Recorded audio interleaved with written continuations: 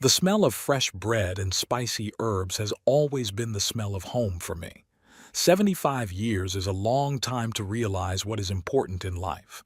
For me, the important thing has always been my restaurant, Bella Vita, which I created with my own hands in the distant 1977th year. The restaurant has become an extension of myself, my soul, my history, my heritage. But time passes. My hands are no longer the same. My back hurts more often, and since my Eleanor died 5 years ago, every day seems heavier than the last. That fall morning, I woke up with a clear realization. It was time to turn the restaurant over to my son. Maverick had turned 44, and who better to carry on the family business than him? I fiddled with an old photograph of little Maverick sitting in the kitchen of the restaurant, watching me roll out pasta dough with delight. There was so much genuine admiration in his eyes then. Where has it all gone? A phone call snapped me out of my reverie. "Ennis, have you changed your mind about this stupid idea yet?" The voice of Radley, my old friend and former restaurant chef, sounded concerned. "No, Radley, the decision's been made." I rubbed the scar on my left arm from a 40-year-old burn. This is my son, after all. Blood from blood. Your son hasn't shown up at the restaurant in the last 3 years unless you count family dinners on Sundays, Radley reminded me. And even then he spends more time staring at his phone than talking to you. I sighed. Radley was right, and we both knew it. Maybe this will change our relationship for the better, I muttered, not really believing my own words. Or give him what he'd always wanted without putting any effort into it, Radley countered. After talking to my friend, I decided to call my lawyer, Garland Myers, and make an appointment. Another hour later, I was already sitting in his office in downtown Lakewood. "Ennis, are you sure about your decision?" Garland asked, looking over the paperwork. "Your restaurant isn't just a business, it's a family legacy." "I'm 75, Garland. It's time to pass the baton," I replied, looking outside through his office window. Garland took off his glasses and rubbed the bridge of his nose. "Did you at least talk to your son about the terms? Maybe you should retain some control?" "No. The transfer will be complete. I want him to feel full responsibility." Myers shook his head but remained silent. In the 20 years we'd known each other, he'd gotten a good look at my stubborn nature. That same day, when I returned to the restaurant, I saw an expensive black car parked at the entrance. Thackeray Snow was visiting again. This developer had been trying to buy my land for 3 years to build another shopping center. "Mr. Larkin!" He extended his hand to me as soon as I stepped through the door. "Good to see you. You look great." I shook his shiny hand, noting to myself that his suit was probably worth more than my entire closet. "Mr. Snow, to what do I owe this time?" "I hear you're thinking about retirement." He smiled his shark smile. "The offer to buy the land is still on the table. $2 million, Ennis. Think of what you could do with that kind of money." I sighed. It was an impressive sum, especially for a man of my age. "The land is not for sale, Mr. Snow. I'm turning the restaurant over to my son." His smile became strained. "Your son? The one who hasn't been here in months?" "Watch what you say," I warned, feeling my blood boil. "I'm sorry." He held up his hands in a conciliatory gesture. "I just thought the offer might interest you. Here's my card if you change your mind." After he left, I stood at the window for a long time, looking out at the street where my children had once played. Now, Maverick lived in a big house on the other side of town, and my daughter Odella had moved to a neighboring state, appearing only on holidays or when she needed something. That evening, I packed a family dinner. Maverick was 40 minutes late, which was normal for him. His wife Victoria didn't even bother to show up, citing busyness. Odella flew in from Boston but spent the entire dinner checking her email. "So, I've gathered you here to announce an important decision," I began as dessert was served. "I've decided to turn the restaurant over to Maverick." Maverick looked away from the phone, his eyes lighting up with interest. The whole thing? With all the assets? Yes, completely, I confirmed, trying to ignore his greedy gaze. You'll be the sole owner. Odella put the phone away and frowned. What about my share? Why does everything go to him? Odella, I sighed. You always said you weren't interested in the restaurant business. You have a successful career in insurance. Yeah, but that doesn't mean I don't want my share of the inheritance. She raised her voice. That's not fair. Don't freak out, Maverick intervened. You've already gotten more than me. Your father paid for your education at an expensive university, and I went to a community college. That was 20 years ago, Odella exclaimed. Besides, you refused to go to another city to study. I looked at my children and didn't recognize them.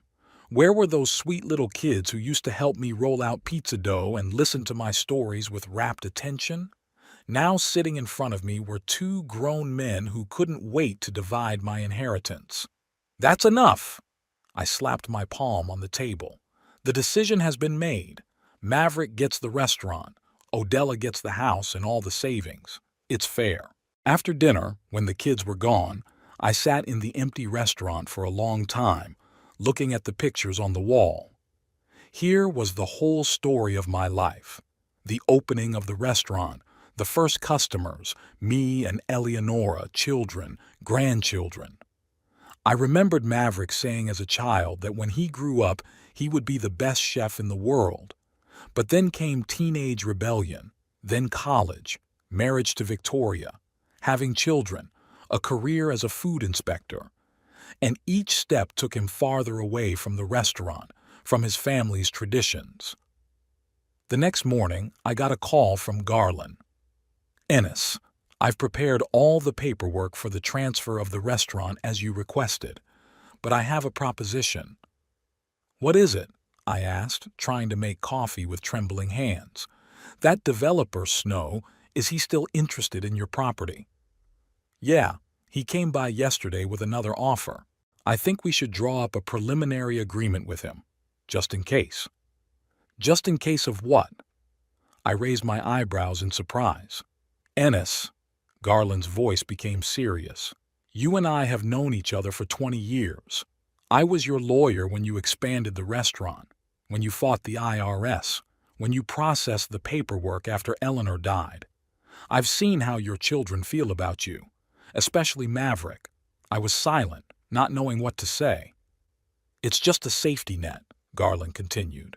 A preliminary agreement with the developer that you can activate at any time, in case something goes wrong. I thought about his proposal for a long time.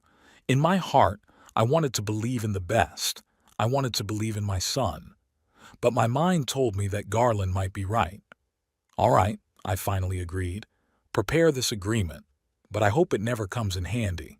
That same day, I called Maverick and told him that all the documents would be ready by the following week, and we could make the official transfer of the restaurant.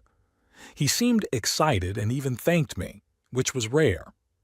On Sunday, Cassidy's granddaughter, Maverick's daughter, came to visit me. In her 30s, she was the only one in the family who was truly interested in my life. Cassidy worked as a school librarian and had inherited my love of Italian food. Grandpa, are you really going to give the restaurant to your father?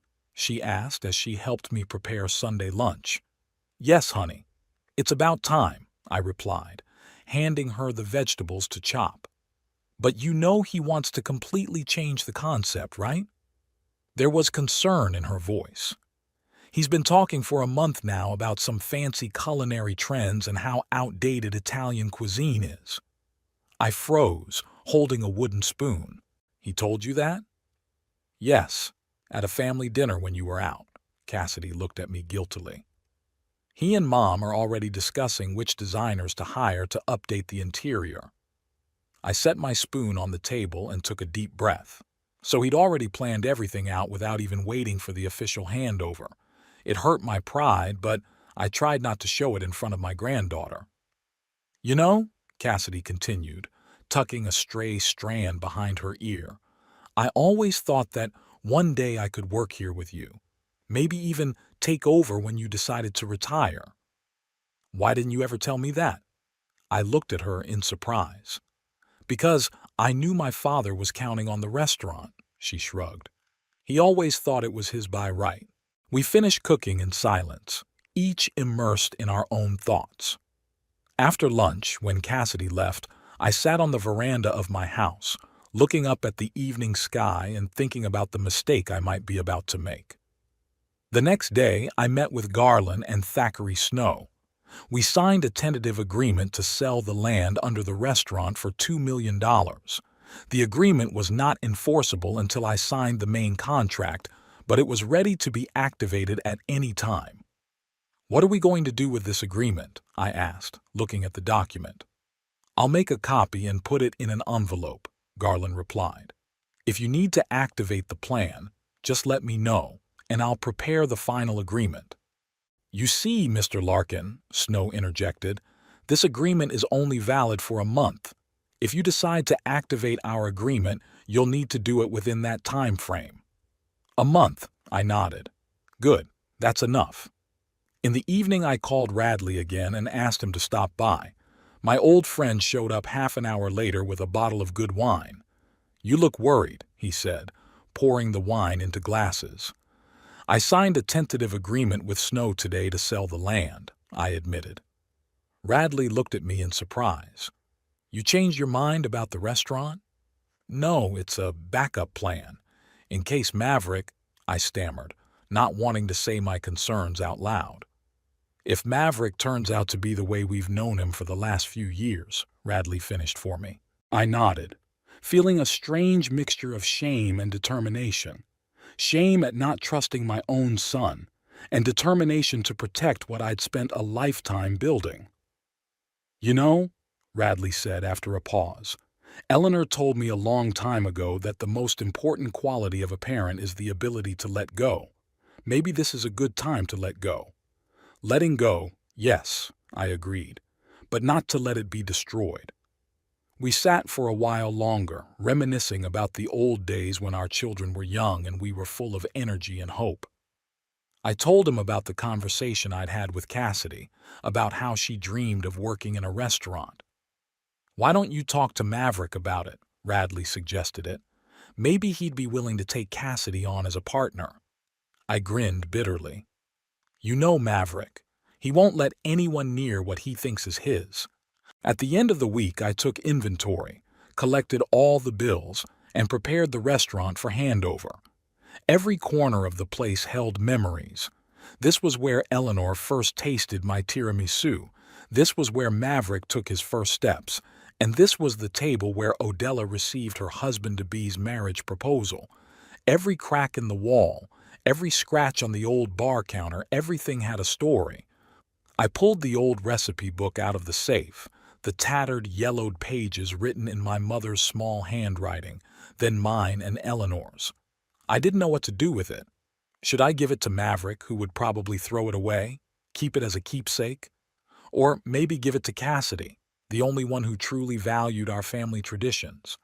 After much deliberation, I decided to keep the recipe book, at least for now. If Maverick kept the concept of the restaurant, I could always give him the book later. The evening before the day of the handover, I couldn't sleep. All night I tossed and turned in bed, thinking about the decision I had made. Maybe I was wrong. Maybe Mavericks will appreciate the legacy and preserve what I've spent a lifetime creating. Maybe passing on the restaurant would really bring us closer together. But deep down, I knew the truth. Maverick had long ago stopped appreciating what was important to me. He had become a man to whom status and money meant more than family values and traditions. I wanted to believe the best, but I prepared for the worst. In the morning I rose with the first rays of the sun, feeling strangely calm. The decision had been made, the plan prepared. Now all that was left to do was wait and see how everything unfolded. In 3 days, I would turn the restaurant over to Maverick and see if I was right in my fears. I sipped a cup of strong coffee on the veranda, watching Lakewood wake up. This town had been my home for most of my life. It's where I met Eleanor. It's where my children were born. It's where I built my business and made my reputation. No matter what happens next, no one can take those memories away from me. A phone call interrupted my musings. It was Garland. Ennis, I prepared the envelope as we discussed. Will you come by today and pick it up? Yes, I'll be at your place in an hour, I answered, finishing my coffee. In Garland's office, I scrutinized the contents of the envelope. A copy of the preliminary agreement with Thackeray Snow, a brief explanatory note, and contact information of the developer. Everything okay? Garland asked, watching me. Yes, I nodded, closing the envelope. I hope this won't be necessary, but it's best to be prepared. You know, Ennis, Garland took off his glasses and looked me straight in the eye. I've seen a lot of family drama in my 20 years as a lawyer, and I have to say that your foresight is well worth it. I nodded silently, feeling bitter at his words. It was sad that my relationship with my son had reached a point where I needed a backup plan to protect myself from his actions. Back home, I stashed the envelope in my desk drawer and decided to spend the rest of the day doing the usual things. But my thoughts kept returning to the impending restaurant handover and what might follow. In the evening, Cassidy called and asked if she could stop by. Sure, honey, I replied, glad for the opportunity to get my mind off my heavy thoughts. Cassidy arrived with a bag of groceries and offered to make dinner. I've been wanting to try that lasagna recipe you showed me for a long time, she explained, pulling out the ingredients. We spent the evening in the kitchen, cooking and talking about all sorts of things. Cassidy talked about her work in the school library, the new books she was reading, and her plans for the future. Not once did she mention the restaurant or the upcoming show, and I was grateful for that. When dinner was ready, we sat down at the table and I opened a bottle of good wine. What shall we drink to? Cassidy asked, raising her glass. To the future, I answered after a short pause. Whatever unexpected twists and turns it might surprise us with. We ate dinner and Cassidy got ready to leave. At the door, she suddenly hugged me tighter than usual. I love you, Grandpa, she said quietly, no matter what happens. I watched her car disappear into the twilight and thought about how strange life was. Sometimes the closest people become strangers, and sometimes you find understanding where you least expect it. The next 2 days were spent preparing for the transfer of the restaurant. I gathered all the necessary documents, made final checks, talked to the staff. None of them knew about the upcoming changes, and I didn't say anything, leaving that up to Maverick. The evening before handover day, I walked around the restaurant one last time as owner. I touched every wall, every table, as if saying goodbye to an old friend. I stood in the kitchen for a long time, breathing in the familiar smells, and then I sat down at the corner table, the same table where Eleanor and I often sat after hours, discussing business and dreaming of the future. I've done my best, Ellie, I whispered, imagining her sitting across from me.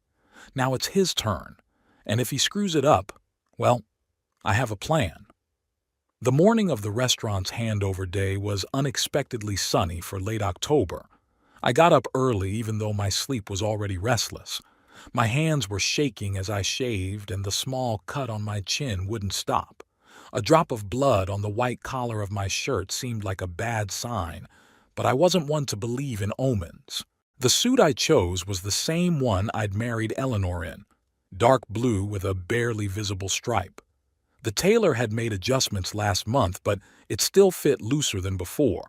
I'd lost weight with age, or maybe I'd just shrunk like an old tree. Looking in the mirror, I realized that the suit would probably outlive me. The thought brought an unhappy smile to my face. I put the envelope in the inside pocket of my jacket. A plain white envelope with a copy of the preliminary agreement to sell the land to the developer Thackeray Snow and a short note. I didn't know if I'd need it today, but I felt its presence, like an extra trump card up my sleeve. At 8:30, Radley picked me up. He insisted on accompanying me, even though I hadn't asked for it. You look like you're going to a funeral, he said as I got into the car. Maybe I do, I replied quietly. A funeral for 45 years of my life's work. Don't be so dramatic, Radley moved out of the car. The restaurant would continue to exist, just under different management. I didn't bother to tell him about my concerns. About the fact that, according to Cassidy, Maverick was already planning a complete change of concept, that the very existence of the restaurant now depended on the conscience of a man in whom I had little faith. We arrived at the restaurant at 9 o'clock in the morning. Garland was already waiting for us in the parking lot, clutching a leather briefcase of documents to his chest. His face expressed professional calm, but I knew him well enough to notice the tension in the corners of his eyes. "Ready, Ennis?" he asked, shaking my hand. "Ready as I'll ever be," I answered, though my insides clenched with anticipation. We entered the restaurant through the back door. Giovanni, the chef, was already in the kitchen, preparing everything for tonight's opening. He nodded at me, and I noticed the question in his eyes. The staff had certainly guessed that something was going on, but I hadn't given them the exact details. "Where's Maverick?" I asked Garland, looking around the empty restaurant.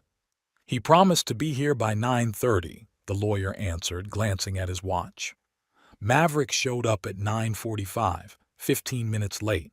He entered the restaurant with a cocky smile on his face, wearing an expensive suit and new cufflinks that caught my eye. They were coin-shaped, literally screaming his attitude toward money. "Dad! Garland! Radley!" He greeted each of us, but his handshake was fleeting, and his gaze was already roaming the room, as if assessing his new property. "Sorry I'm late, traffic." I knew it was a lie. Maverick was always late. It was his way of showing his superiority, of making it clear that his time was more valuable than other people's. "Shall we begin?" Garland suggested, laying out the papers on one of the tables. We sat down. Maverick across from me, Garland between us. Radley standing a little apart, crossing his arms over his chest and watching with undisguised wariness. "So, Ennis," Garland began in an official tone, "we have before us the documents on the transfer of the restaurant Bella Vita from you to your son, Maverick Larkin. The transfer is complete and unconditional, and includes all of the restaurant's property, equipment, furniture, dishes, inventory, as well as intangible assets, the name, logo, reputation."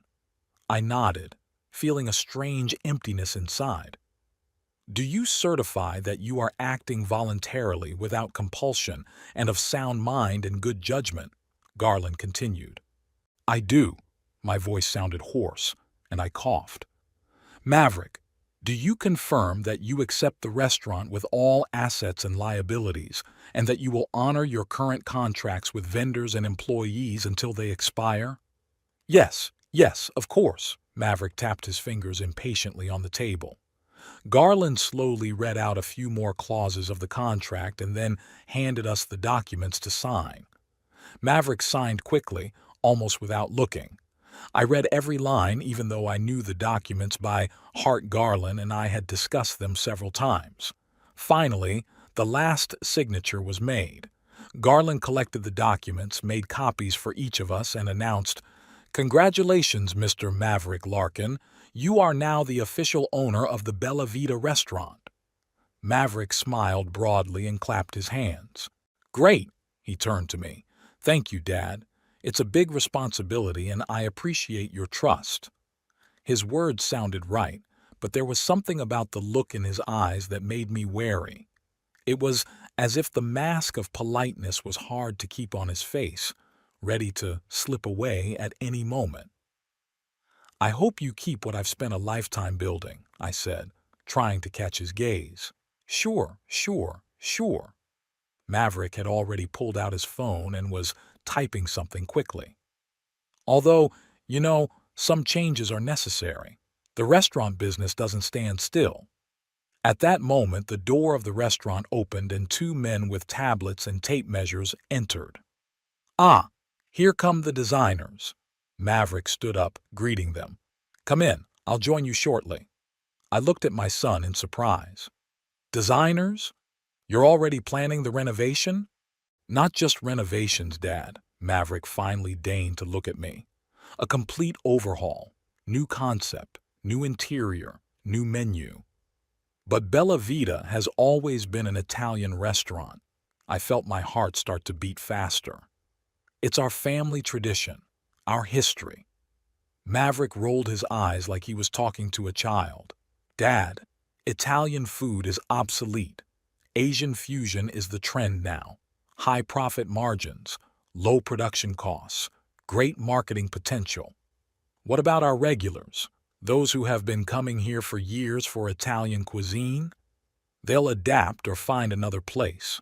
Maverick shrugged with such indifference that it hurt me. Business is business. I glanced at Garland, who was carefully pretending to sort through the paperwork, and at Radley, whose face had darkened with anger. What's going to happen to the staff? I asked, though I already knew the answer. Most of them will have to find new jobs, Maverick said in a business-like tone, as if he were talking about abstract units, not people who'd worked with me for decades. Giovanni can't cook Asian cuisine, so he'll definitely have to leave. Already found a young chef from San Francisco, very promising guy. Giovanni looked out of the kitchen when he heard his name. He didn't speak English well enough to understand the whole conversation, but he seemed to get the gist of it. Mr. Ennis? He looked at me questioningly. It's all right, Giovanni. I tried to smile, but it didn't come out well. Go back to the kitchen. We'll be done soon. When the chef was out the door, I turned to Maverick. You can't just throw people out on the street like that. Some of them have been working here longer than you've been alive. I can, Maverick smiled, and that smile didn't bode well. And you know why? Because it's my restaurant now. You signed the papers yourself. At that moment, I realized that all my fears had come true. Maverick was never about tradition or caring about people. He saw the restaurant only as a source of income, an object for experimenting with his innovative ideas. Garland coughed, feeling the tension building. I think I'll be going now, he said, gathering his briefcase. Ennis, Maverick, congratulations on closing the deal. I'll walk you out, I said, getting up. We walked outside, and Garland asked quietly, Are you all right? I will be, I answered dryly, but I think I'm going to need a plan B soon. Garland nodded understandingly. Call me if you need help. By the time I got back to the restaurant, Maverick was actively discussing something with the designers, showing them pictures on his phone. Radley was standing off to the side, his face a look of ill-concealed disgust. Maverick, I walked over to my son, we need to talk. Not now, Dad. He didn't even turn to me. I have a meeting with the designers, then with a potential chef, then with the marketing people. Why don't you come by sometime during the week? This is my restaurant. I raised my voice, unable to contain myself. I built it from the ground up, put my heart and soul into it for 50 years. Now Maverick turned around, irritation on his face. Was yours, he emphasized the word was, and now it's mine, and I'm going to do with it as I see fit. You're going to destroy everything I've built. I could feel my voice shaking. You'll drive out the people who were like family to me, change the place I loved beyond recognition. Business is no place for sentimentality, Maverick said. You've always been too soft, too attached to the past. That's why the restaurant never made as much profit as it could have. It's not just about profits. It's about the people, the tradition, the quality. Maverick crossed his arms over his chest and looked at me with undisguised superiority. That's your problem, Dad. You never understood business. Now, if you'll excuse me, I have work to do. He turned back to the designers, blatantly ignoring me. I stood there, not knowing what to say or do. Never before had I felt so humiliated, so unwanted. At that moment, several of the restaurant's employees came into the hall. Giovanni, Maria, our hostess who had worked with us for 15 years, and Pablo, the hall manager. They looked at us with bewilderment and concern. "What's going on, Mr. Ennis?" Maria asked. "These people are talking about some kind of change." Maverick turned sharply toward them. "From today, I am the owner of the restaurant," he announced. "And yes, there will be major changes. All employees will be compensated according to labor laws, but your services will no longer be required." "What?" Giovanni stepped forward. "But I've worked here for 18 years. "Unfortunately, a new concept requires new staff," Maverick said in the tone of a weather report, impersonal and indifferent. I looked at the faces of people I'd worked with for years and saw shock, bewilderment, and pain in their eyes, all because of my decision to turn the restaurant over to my son. "Maverick, you can't do this," I grabbed his arm. "It's not right." "I can," he shook my hand off. "And I will. Now, if you don't mind, I have work to do, and there's nothing more for you to do here." "What?" I couldn't believe my ears. "You're a nuisance, Dad," Maverick said it like he was explaining the obvious to a small child. "Your constant presence will remind the staff of the old ways. I'd rather you didn't come here anymore." I looked at my son and didn't recognize him. Once upon a time, he was a boy who looked up to me with admiration, who wanted to be like me. What happened to that boy? "Are you kicking me out?" I asked it so quietly that he seemed to have trouble hearing. "Don't be so dramatic," Maverick rolled his eyes. "Just find something else to do. Do some gardening or whatever it is retirees do." Radley stepped forward, his face flushed with anger. "You shallow, ungrateful—" "Don't, Radley," I gestured him away. "He's right. It's his restaurant now." I slowly looked around the room, saying goodbye to every corner, every object. Then I looked at the employees who stood there, unsure of what to do. "I'm sorry," I told them. I hoped it would be different." Then I turned to Maverick, who had already gone back to talking to the designers as if I didn't exist. "Maverick," I called out to him. He turned around with visible irritation. "What else?" I pulled an envelope from my inside pocket and placed it on the table. "This is for you. Open it when I'm gone." "What is it?" He looked at the envelope suspiciously. "You'll see," I answered, and headed for the exit. At the door, I turned around one last time. "You know, Maverick, your mother was proud of this place. She put as much love into it as I did. Too bad she didn't live to see what you'd turn it into." With those words, I walked out of the restaurant, feeling a strange mixture of bitterness and relief. Radley followed me out. "Are you okay?" he asked when we'd gone a few steps away. "No," I answered honestly, "but I will be." We got into Radley's car, and he turned on the ignition. I didn't look back, but with every meter of distance between me and the restaurant, I felt something inside me break, like the last thread that connected me to the past. "What was in the envelope?" Radley asked as we pulled onto the main street. "A copy of the preliminary agreement with Thackeray Snow for the sale of the land under the restaurant," I answered, "and a note saying that by the time he read it, I'd be on my way to Snow's to sign the final contract." Radley whistled. "And you're really going to do that?"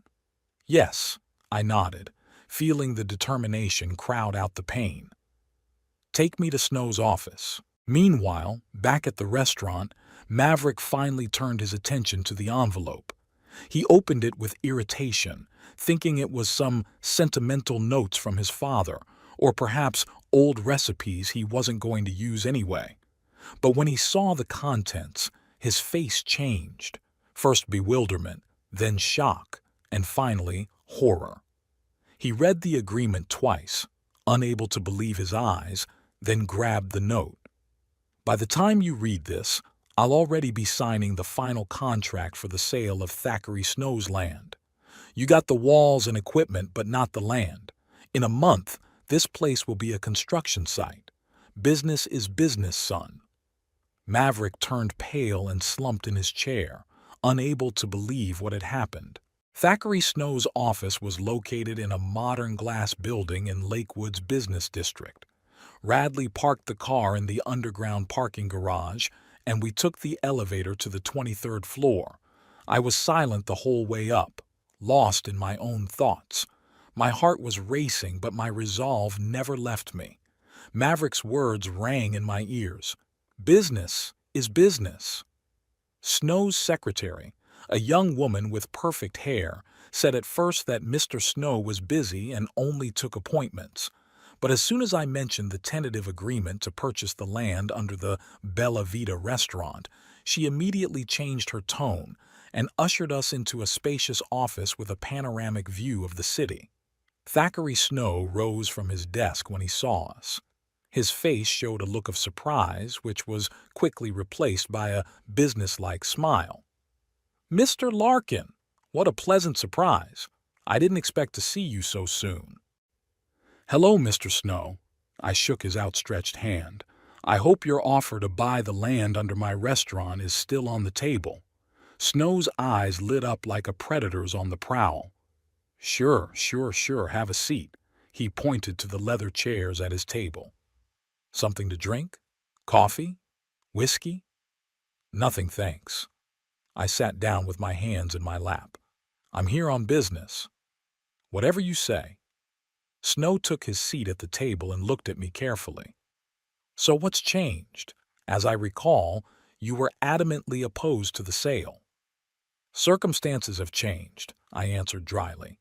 "I have a copy of the preliminary agreement we signed last week. I'm ready to move on to the final agreement." Snow leaned back in his chair, a smug smile on his face. "May I ask what exactly changed your mind?" "No, you may not," interjected Radley, standing behind my chair. "That's Mr. Larkin's private business." Snow shifted his gaze to my friend, and his smile became strained. Sure, I understand." He looked at me again. "Well, let's get down to business. The amount remains the same, $2 million for the land under the restaurant Bella Vita. The building and equipment are not included in the deal, as we agreed." "Yes," I nodded. "But I have two conditions." Snow tensed slightly. "What are they?" "First, the money must be transferred to my account today by the end of the day." "That can be arranged," Snow nodded. "And the second?" "Two, you don't start any construction work for a month." Snow thought, tapping his fingers on the table. "A month's delay. That's going to cause some difficulties with the contractors, but I think we can negotiate if we can get the price down to $1,800,000. $2 million, I said firmly. "And a month's grace period. That's my final offer." Snow studied me for a few seconds, as if trying to figure out if I was bluffing or not. Then he smiled and held out his hand. "It's a deal, Mr. Larkin. I'll have the lawyers prepare all the necessary documents immediately." An hour later, all the papers were ready. I signed the contract for the sale of the land, as well as an additional agreement to delay the start of construction work for a month. Snow personally called the bank and ordered the money transferred to my account.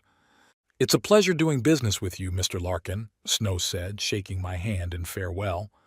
"I'm sorry you had to leave the family business, but I'm sure the shopping center we'll build on this site will be the pride of Lakewood." I didn't say anything, just nodded and left the office. In the elevator, Radley put his hand on my shoulder. "Are you okay?" "No," I answered honestly. "But I will be." We walked out of the building, and I took a deep breath of the fall air. A strange feeling of desolation and release came over me at the same time.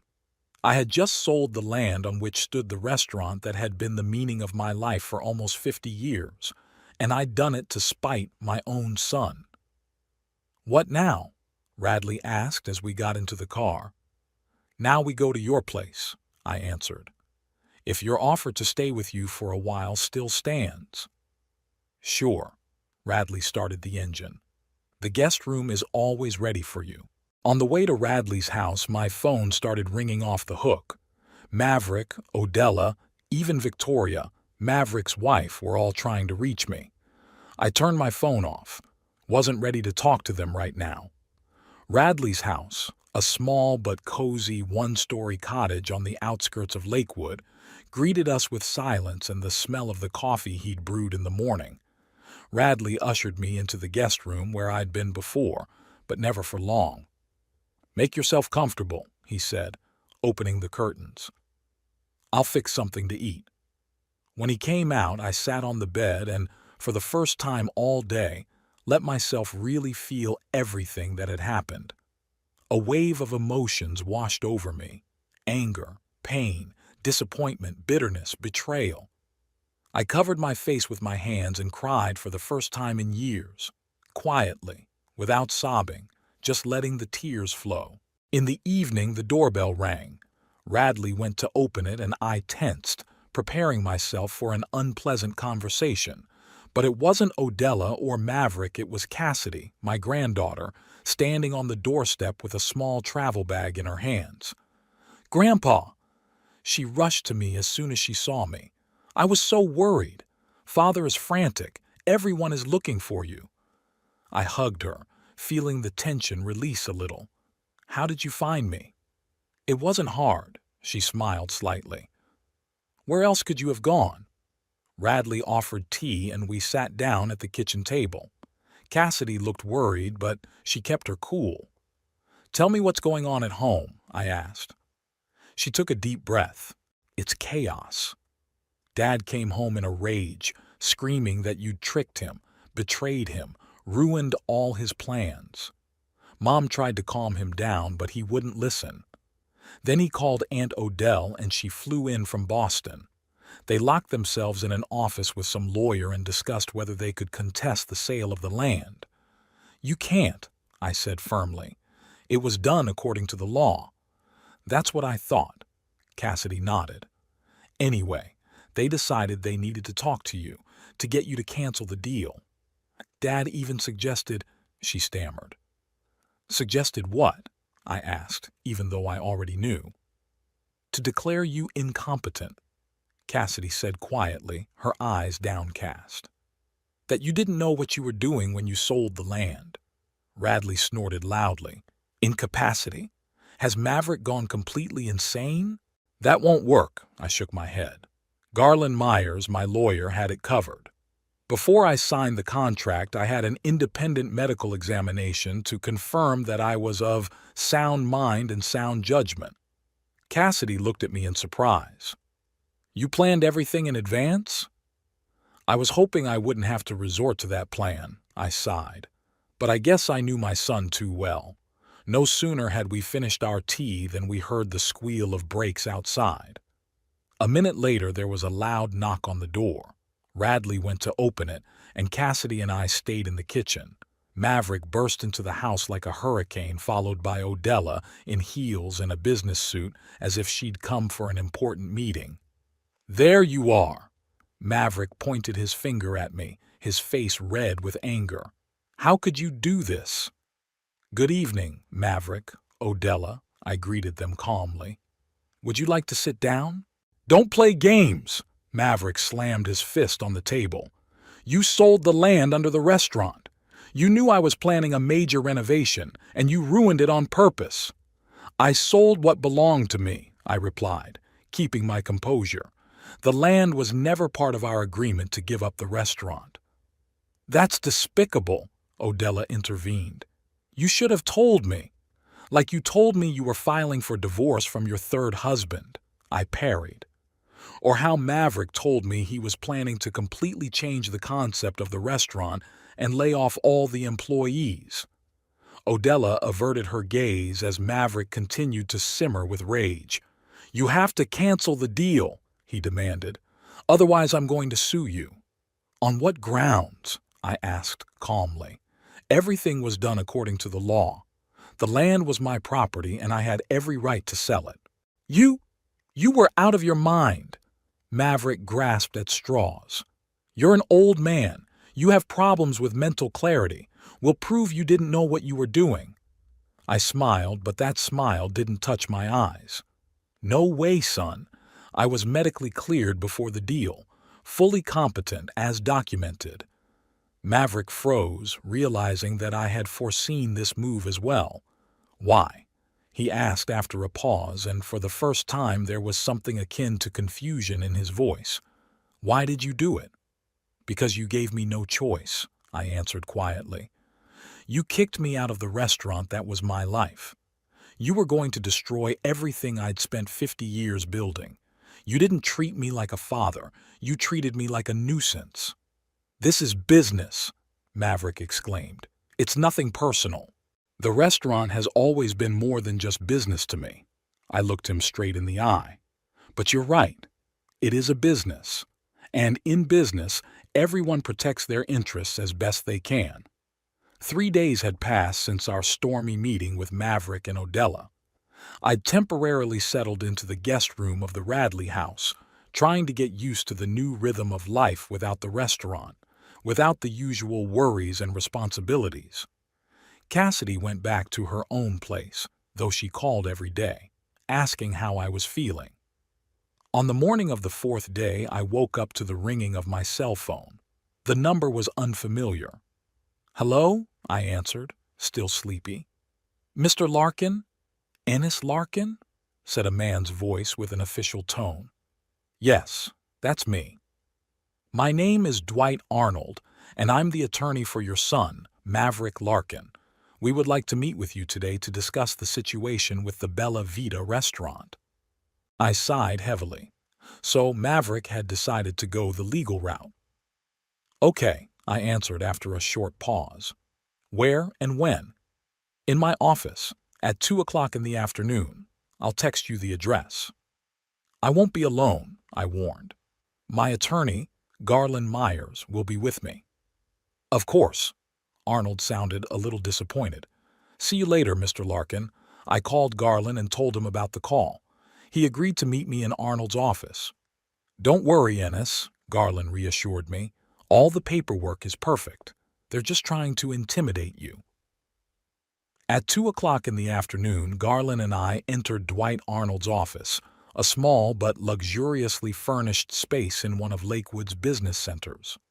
A receptionist met us in the reception area and ushered us into the conference room, where Maverick, Odella, and Arnold himself, a young man with a predatory look and an overpriced tie, were waiting. Good afternoon, Mr. Larkin. Arnold rose, extending his hand to me. Thank you for agreeing to meet me. Maverick and Odella sat next to me and didn't even say hello. I nodded and sat down across from them, Garland next to me. Now, Arnold began, laying out the papers in front of him, we're here to discuss a very unpleasant situation that has arisen as a result of the sale of the land under the Bella Vita restaurant to Thackeray Snow. What kind of situation do you mean? Garland asked, straightening up in his chair. As far as I know, Mr. Ennis Larkin had every right to dispose of the land he owned as he saw fit. Technically, yes, Arnold smiled slightly. But there are certain circumstances that might call the legality of this transaction into question. Such as? Garland raised an eyebrow. For example, Mr. Larkin's mental state at the time of signing the contract. Arnold spoke calmly, but his eyes followed my reaction carefully. We have reason to believe that he was acting under severe emotional stress, which could have affected his ability to make informed decisions. I wanted to object, but Garland stopped me with a light touch on my arm. Before you go any further, Mr. Arnold, he said, I'd like to remind you that before signing the contract with Mr. Snow, my client underwent an independent medical evaluation to confirm his full capacity. I have a copy of the report with me. Garland pulled a document from his briefcase and placed it on the table. Arnold took the paper and gave it a quick glance. His smile faded slightly. That's thoughtful, he admitted. But still, Mr. Larkin's actions have caused significant financial damage to his son, who had just invested in the renovation of the restaurant. We believe there was willful sabotage of the family business here. What exactly was the business that was sabotaged? I couldn't take it anymore. The restaurant that I had created and developed for 50 years, that Maverick had gotten for nothing and planned to completely change by firing all the employees, including the chef who had worked with me for 18 years. "Dad, you don't understand," Maverick finally spoke. "The restaurant business is changing. I wanted to make Bella Vita more modern, to attract a new audience. By destroying everything that made it special," I finished. "Don't lie now, Maverick. You never cared about the restaurant as a family legacy. You only saw it as a way to make a quick buck." "Gentlemen, let's not get off topic," Arnold interjected. "We are not here to clarify relations, but to find a solution to the problem." "What solution do you propose?" Garland asked. Arnold leaned back in his chair and folded his arms across his chest. "Mr. Larkin should use his influence to persuade Thackeray Snow to cancel the land purchase agreement. As compensation for possible penalties, we are prepared to offer a certain amount of money." I laughed, unable to contain myself. "Are you serious? You think Snow will refuse the deal, which he dreamed of for 3 years because of my influence?" "You have to at least try," Odella intervened, for the first time in the entire meeting. "You ruined Maverick's future. You have to fix it." "I did?" I turned to my daughter. "I think Maverick ruined it with his own hands when he kicked me out of the restaurant right after I signed the transfer papers." "You could have just left," Maverick exclaimed. "Why did you have to take revenge?" "I wasn't taking revenge," I replied calmly. "I was protecting what I had built. I'd rather have the restaurant gone than have it turn into something unrecognizable and lose its soul." There was a heavy silence in the room. Arnold coughed, trying to lighten the mood. "Mr. Larkin," he said to me, "think of your family, your son. Do you really want it to end like this?" "How do you think I should have felt, Mr. Arnold?" I looked him straight in the eye. "When my own son kicked me out of the restaurant I built from scratch. When he told me to find another occupation, like retirees do. When he planned to destroy my life's work without even consulting me." Arnold averted his gaze, clearly unprepared for this turn. "It was inconsiderate of your son," he admitted. "But still, perhaps we could find a compromise." "What kind of compromise?" I asked. "The deal is done. The money is transferred. The contract is signed. In 27 days, construction of a shopping center will begin on the site of the restaurant. That's a fact, and there's no changing it." "If Mr. Larkin is not going to take any action to cancel the deal," Garland intervened, "I don't see the point in continuing this meeting." "Wait a minute." Arnold raised his hand. "We have another proposal." He looked at Maverick as if asking for permission, and he nodded.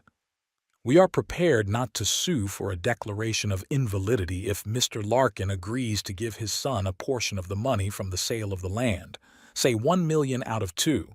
I stared at Arnold, not believing my ears. Then I looked at Maverick and Odell. They looked at me as if the offer was the height of generosity on their part. "You want me to give Maverick half the money from the land sale?"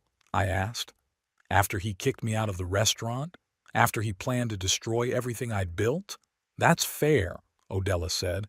"After all, it's a family business." "Family?" I shook my head. "When have you ever been interested in family business? When was the last time you, Odella, helped out in a restaurant? Maybe when you were 16 and worked as a hostess one summer. Or when you, Maverick, went there once a month to eat on the house." "That's not fair," Maverick protested. "We have our own lives, our own careers." "Exactly," I raised my voice. "You have your life, I have mine, and my restaurant was part of my life, not yours. You never cared about it, never appreciated what I had created. To you, it was always just a source of money that you planned to get when I died." "Daddy, we didn't," Odella started, but I interrupted her. "Don't, Odell. We all know the truth. When I got sick 3 years ago and went into the hospital with a heart attack, which one of you was there for me? Who helped run the restaurant while I was recovering? Radley, my friend. And Cassidy, my granddaughter, not you." Maverick and Odella exchanged glances, clearly unsure of what to say. When your mother died, I continued, feeling the pain in my chest mingle with anger, who among you stayed with me for even a week? Who helped me through that grief? No one. Odella flew back to Boston the day after the funeral because she had an important meeting. Maverick stopped by once a week for an hour, and that was only because his wife insisted. I stopped, trying to calm my breathing.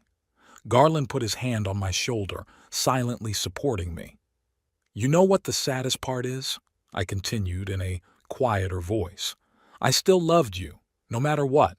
And when I decided to give the restaurant to Maverick, I really hoped it would make a difference, that he would see the value in what I had created and keep it.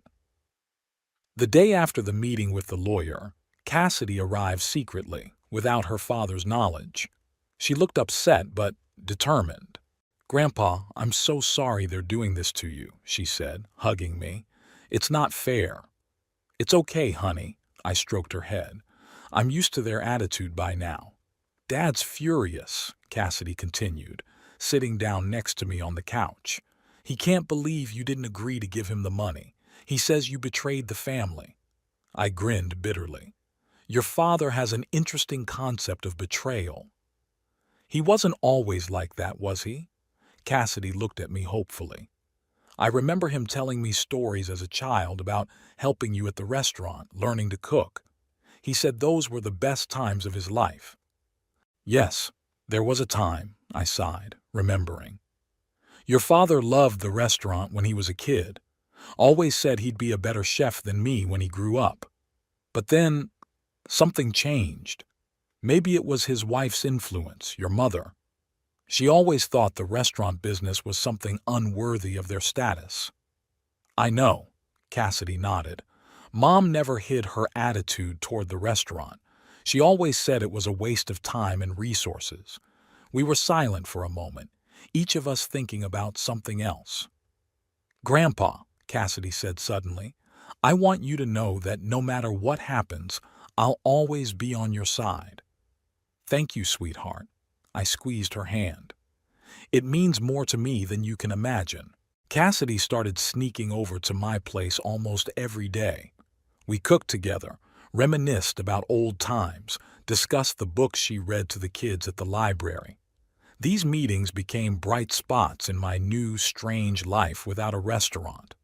A week after the meeting with the lawyer, Maverick made another attempt.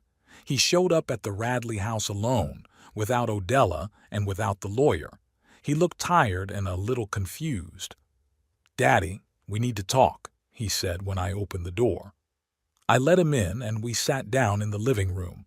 Radley had tactfully retired to the kitchen, leaving us alone.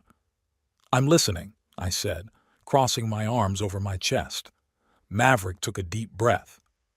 "I've started selling off the restaurant equipment," he said, "trying to salvage something. But it's not enough. I took out a renovation loan and now I can't pay it back." I was waiting for the rest of the story. "I'm asking you to help." Maverick stared at the floor, clearly struggling to get the words out. "Not for me. For Victoria and the kids. We could lose the house." I stared at my son, trying to see if he was sincere or just another manipulation.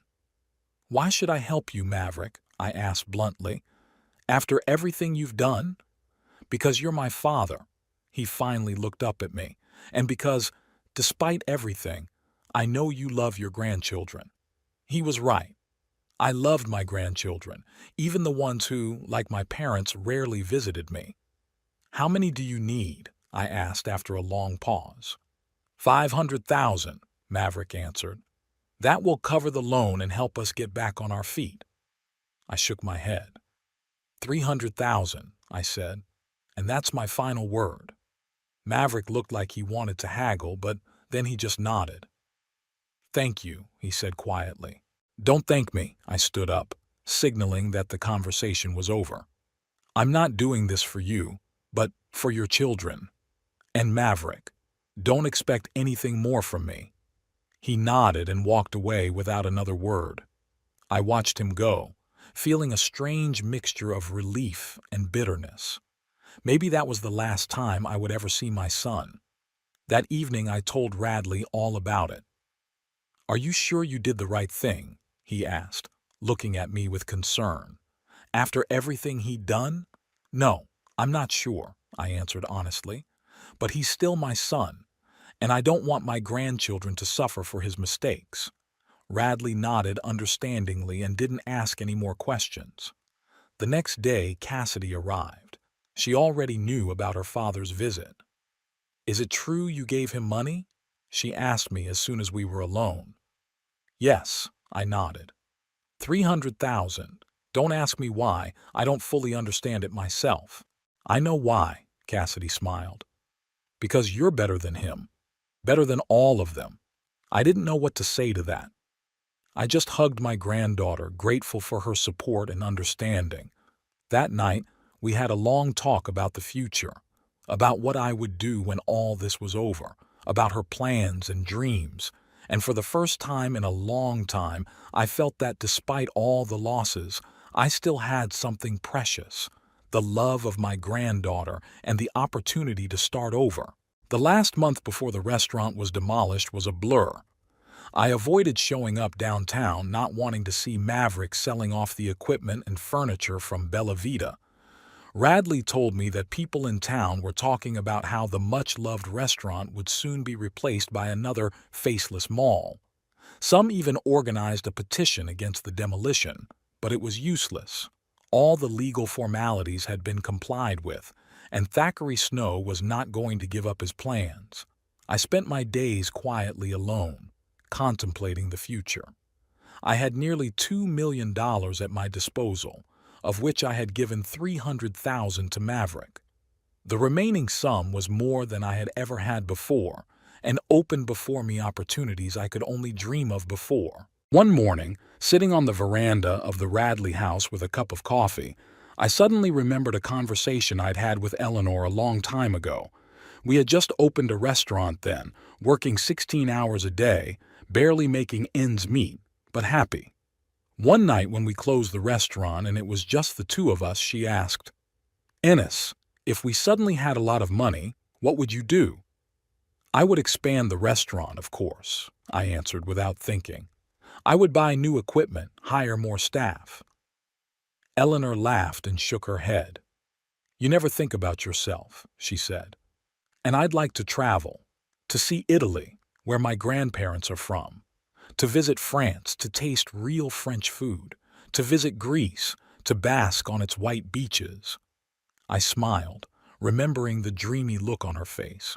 "We'll definitely go," I promised then. "When the restaurant gets back on its feet, when the kids are older, we'd see the world, but we never went. There were always more important things to do, more urgent expenses. And then it was too late. Eleanor got sick and we lost the opportunity to realize this dream together."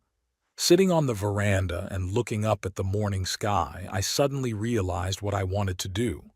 I want to travel, to see all the places Eleanor had dreamed of, to do something we'd been putting off all our lives for later. That same day, I called Garland and asked him to meet me. He arrived at the Radley house in the late afternoon, and we sat on the same veranda where I'd had my epiphany that morning. "I want to make a will," I said without preamble. Garland raised his eyebrows in surprise. "Are you ill, Ennis?" he asked anxiously. "No," I smiled. "On the contrary, I'm full of energy and plans, but I want everything to be in order before I go traveling." "A journey?" Garland looked even more surprised now. "Yes," I nodded. I had decided to fulfill a long-time dream of mine and Eleanor's, to see the world while I still had the chance. Garland nodded slowly, considering my words. "It's unexpected," he said at last, "but it's probably the right thing to do. If anyone deserves a vacation and new experiences, it's you, Ennis." We discussed the details of the will. I decided to leave the house to Odell as I had originally planned. Half of the money I've left to Cassidy and the other half to charity, to a fund I've decided to set up for young chefs. "And Maverick?"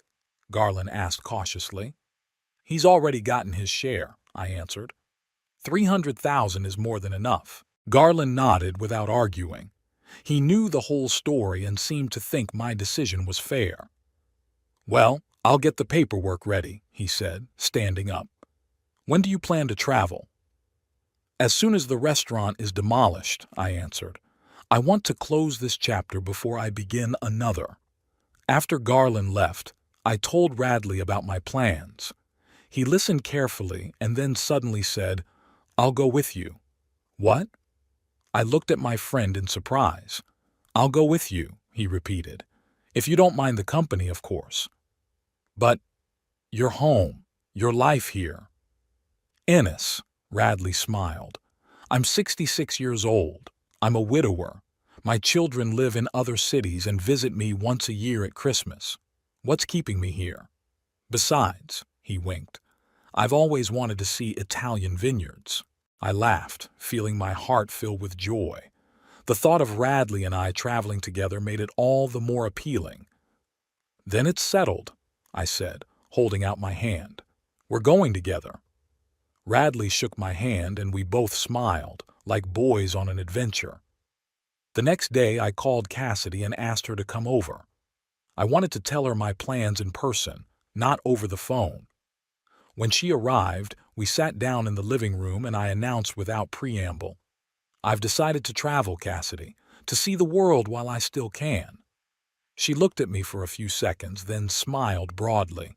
"That's wonderful, Grandpa," she exclaimed. "You deserve it more than anyone else." "Radley's coming with me," I added. We had already started planning the itinerary.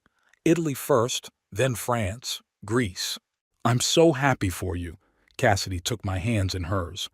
"But I'm gonna miss you." "Me too, sweetheart." I squeezed her hands. "But we'll keep in touch. And who knows, maybe you can fly down to visit us for the vacations." Her eyes lit up. "Really? Would you like that?" "Of course," I smiled. "You're the only one in the whole family I really want to share this experience with." We talked all evening. I told her about the will, about how half of the money left would be hers. Cassidy was shocked. "But Grandpa, that's a huge amount of money, almost $1 million. "You're the only one who deserves it," I said simply. The only one who was always there for me, who truly appreciated what I had created. She hugged me, and I felt her tears on my cheek. "Thank you," she whispered. "But know that I don't want your money. I want you alive and happy." "I know, sweetheart," I stroked her head. "That's why you're going to get it." The day of the restaurant demolition, I decided to face it head on. Despite Radley's entreaties not to go there, I insisted on going. I wanted to be there to say goodbye to the place that had been the center of my life for almost 50 years. We arrived early in the morning when the construction equipment was just starting to pull up. To my surprise, a small crowd had gathered around the restaurant, Lakewood residents who had been our customers for years. They brought placards protesting the demolition. Some were even crying. When they saw me, there was a round of applause. People came up, shook my hand, thanked me for years of great food and hospitality. Many asked if I had any plans to open a new restaurant somewhere else. I was touched by their support, but firmly replied that Bella Vita was one of a kind and could not be repeated. It was time for something new. Among the crowd, I noticed Giovanni, our chef, and other former employees. They stood together, holding hands, and the same mixture of sadness and gratitude was written on their faces that I felt myself. Thackeray Snow was there too, surrounded by workers and engineers. When he saw me, he came over and held out his hand. "Mr. Larkin," he said with a respect I had not noticed in him before, "I want you to know that we're going to put a plaque in the new mall honoring Bella Vita. This place will remember its history." I shook his hand, surprised by the gesture. "Thank you, Mr. Snow," I said. "This is unexpected." "I'm not a monster, Mr. Larkin," he smiled slightly. "Just a businessman. And I respect what you've created here." With those words, he turned back to his men, and soon the demolition process began. I stood and watched as the huge excavator made the first impact on the wall as bricks and plaster crumbled away. exposing the insides of a building I knew like the back of my hand. It was painful, but at the same time strangely liberating, as if, with each blow of the backhoe, the weight of the past was lifted off my shoulders. Radley stood beside me, clutching my shoulder tightly in silent support.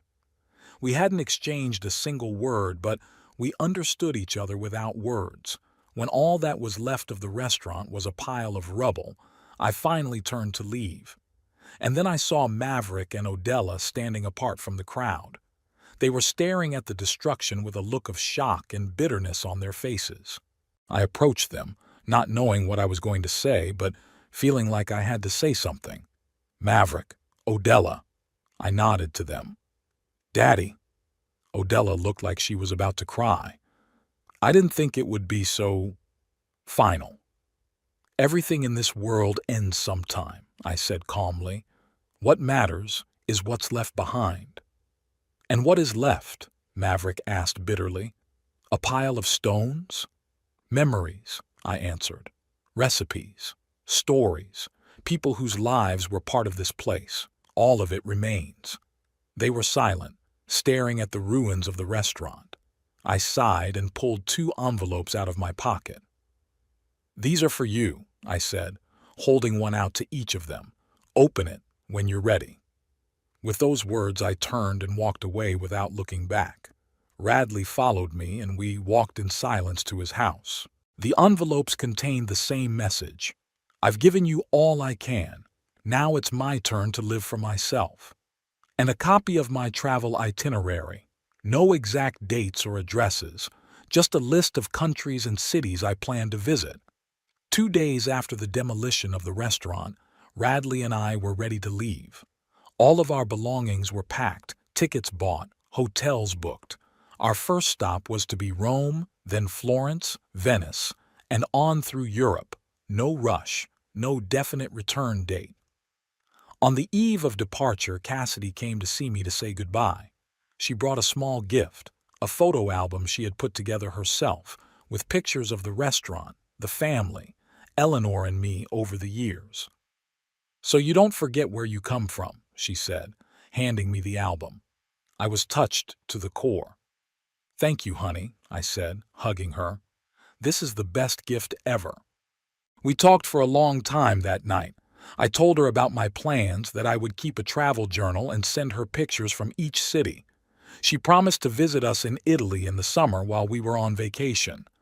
When it was time to say goodbye, Cassidy gave me a big hug. "I love you, Grandpa," she said. "Enjoy every moment." "I love you too, Cassidy," I replied, feeling tears come to my eyes. "More than you can imagine."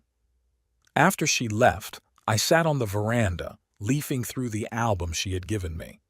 The photos told the story of my life, from a young, enthusiastic guy opening his first restaurant to a gray-haired old man passing the business on to his son.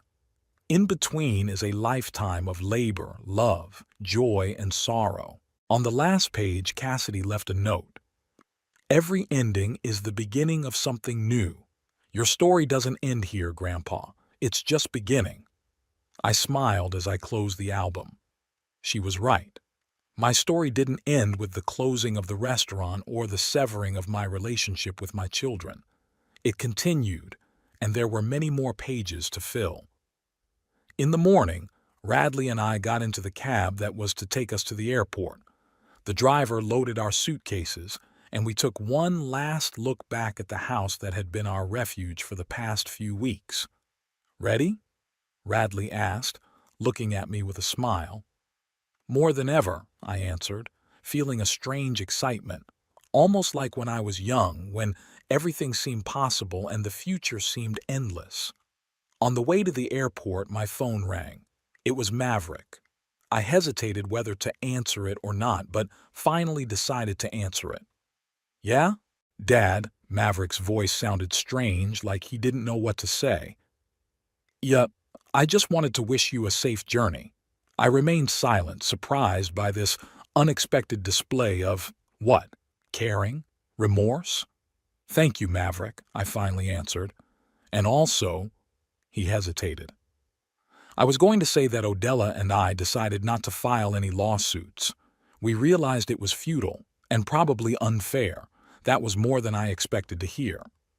I appreciate that, I said. Good luck, Dad, Maverick said quietly and hung up.